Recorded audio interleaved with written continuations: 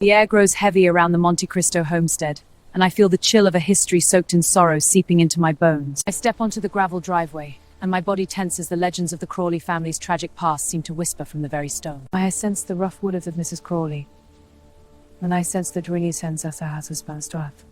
The door creaks open, revealing the stagnant air of the hallway, and I feel a sudden drop in temperature that makes my breath hitch in my throat. I walk into the drawing room where Christopher Crawley died, and my skin prickles as if invisible eyes are judging my intrusion into his sanctuary. My fingers trace the Junaid who fell from the bow window with tragic maid who fell for bad wood when the Monte. I approach the grand staircase, and the heavy silence makes my heart pound against my ribs like a trapped bird seeking escape. The cold intensifies as I climb the stairs, and I feel the weight of the past pressing down on my shoulders, threatening to break my resolve. I reach the lily.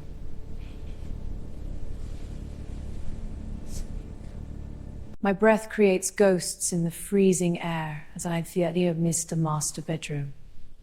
I look into the cracked mirror, and for a second I see a movement behind my own reflection that makes my blood run cold. The floorboards creak behind me, and I spin around to find the hallway empty, yet the sensation of being hunted tightens my chest.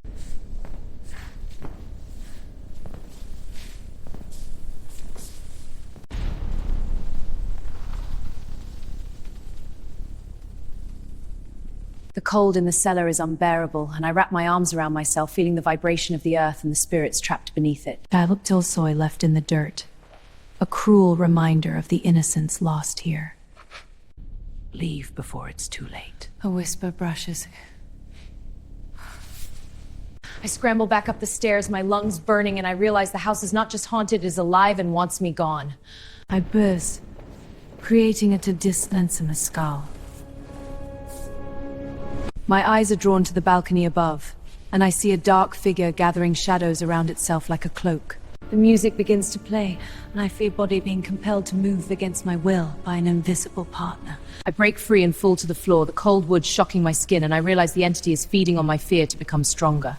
I scramble to my feet and run toward the library, seeking a place to hide, but the walls themselves seem to shift and block my path.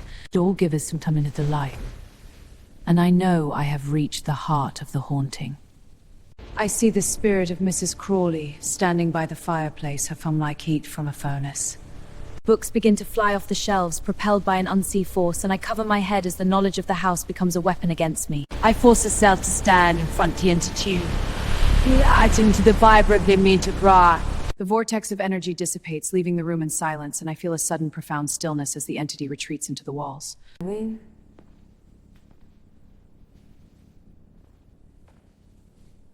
I step out the front door into the night air, and the cold feels different now.